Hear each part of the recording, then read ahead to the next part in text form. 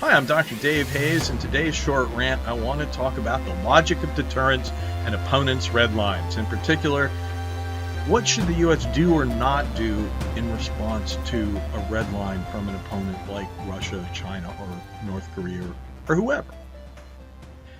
This comes up because the United States is considering giving the multiple launch rocket system, one of my favorites, because I'm an old artilleryman, to Ukraine. Now, the MLRS has got great range. It's got about a 300-kilometer range, can outrange the artillery that the Russians are currently using against Ukraine, so it would be a really big help to them. However, state TV, presumably at the behest of this guy, is saying this would be a red line, and so NATO would cross a red line. So what's that mean, and what should we think about that? So when we think about red lines, and there have been a lot of them, if you do a search for Russia red line, you get a lot of articles going back, into November, maybe earlier, but, the top ones were starting in November, and Russia talking about red lines. And so the previous red lines for Russia in the run-up to the war were NATO membership for Ukraine, NATO providing long-range weapons to Ukraine, that kind of NATO involvement was, Putin argued, and he likes to use the term, a red line. Now, the thing about a red line is it's about a threat, an implied threat of future action. What do you, if you cross, if you say there's a red line, it implies that there's something you're going to do if the other guy crosses it. So what are the potential actions? Now, in the beginning of the crisis, I think the potential actions that Russia could take were quite ominous, right? I mean, military action against Ukraine, what they have actually done, right? But that was the worry that, hey, Russia is a dominant military power. It's on Ukraine's border. As we got into January, they amassed troops on the border. So the threat there was, a significant one. And at the time, it was thought to be dominant. Russia was thought to really be dominant, that they were going to be able to do, if the trigger was pulled, they would have the advantage, right? And the expected consequences were thought to be favorable to Russia. It was thought that, yes, we're going to make them pay, but they're going to take Kyiv in 48 hours and, all this other stuff that did not necessarily happen. So the point, though, was the red line at that time, the threat seemed pretty good from Russia's point of view. And very clearly they were willing to pull the trigger on it. And they thought it was pretty good. And so they were favored at that point. Now, if we look at the current situation, the red line is providing MLRS and other heavy weaponry. Okay. And yes, this would be bad for Russia in comparison, but, not a huge existential threat. It's much lower than, the other things that were being talked about.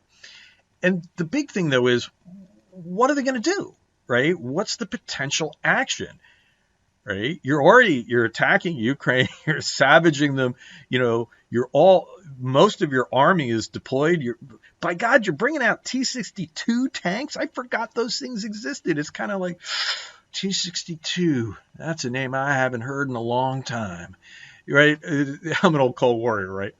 So the thing is that the expected consequences are probably more favorable to NATO. I mean, if Russia was to widen the conflict and attack NATO in some way, then, you're opening the possibility of NATO intervention. And, what would a bunch of F-35s do to Russia? And this is not a glib comment. But Russia is in a situation where they're very evenly matched, and having NATO, expanding it and getting NATO in would probably be no less than a military disaster for Russia.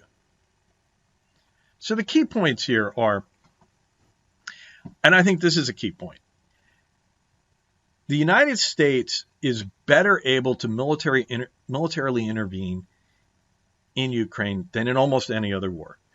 We are sitting, the complaint about the U.S. is that it's got huge air power and, it's designed to fight a conventional war, and that's outdated, right? And that's what we've heard as we've gone through counterinsurgencies for a long time.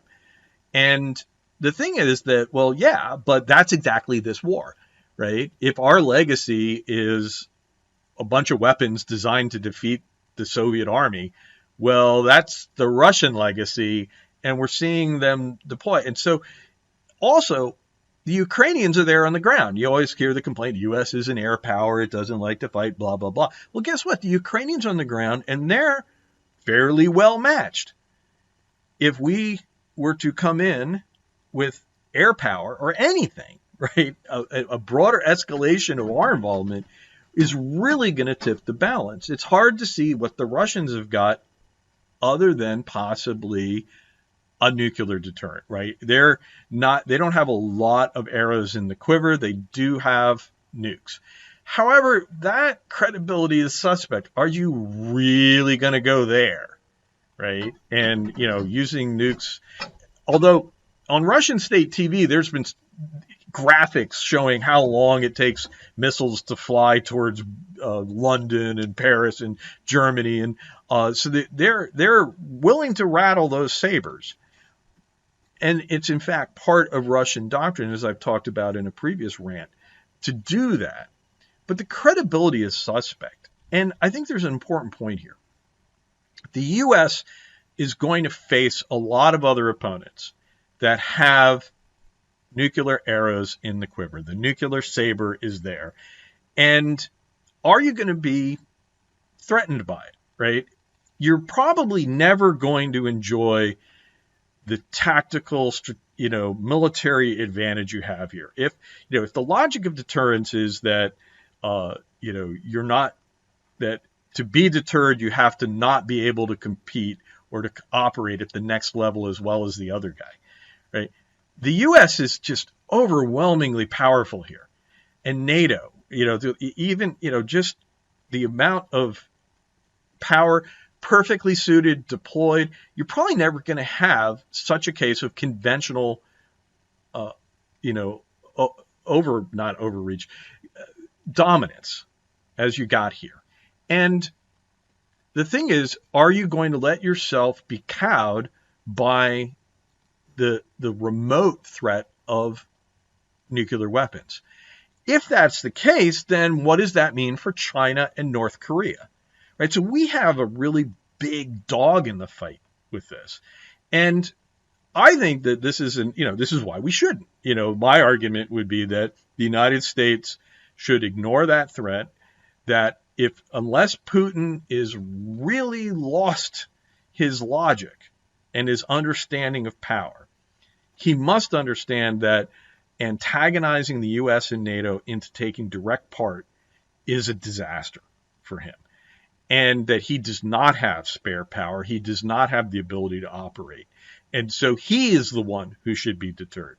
Now, if he wants to try to skip a step, right, we have an incentive to not be, if he wants to bluff, to argue, to make a threat, we have an incentive, I think, to call the bluff. Because if we don't call the bluff now, we face it in the future, and being deterred by such a remote nuclear threat would embolden countries like China and North Korea. So we have a dog in that fight, and I think a longer-term compelling interest in not allowing ourselves to be deterred. So give them, it's Miller time, because that's what we call MLRS, Millers, and I think that's what the U.S. should be doing. Thank you for listening to my short rant. Though I teach at Troy University, this video is my own work. Troy University has neither approved nor reviewed the content, so there. You can follow me at YouTube, Dr. Dave Hayes, on Twitter, Dr. Dave Hayes, Facebook, and obviously on this YouTube channel, Dr. Dave Hayes on YouTube. Want to learn about where I teach? You can go to www.troy.edu, and this is not an ad for Troy, but we'd love to have you as a student. And the music has been Tonight at 8 by Shane Ivers.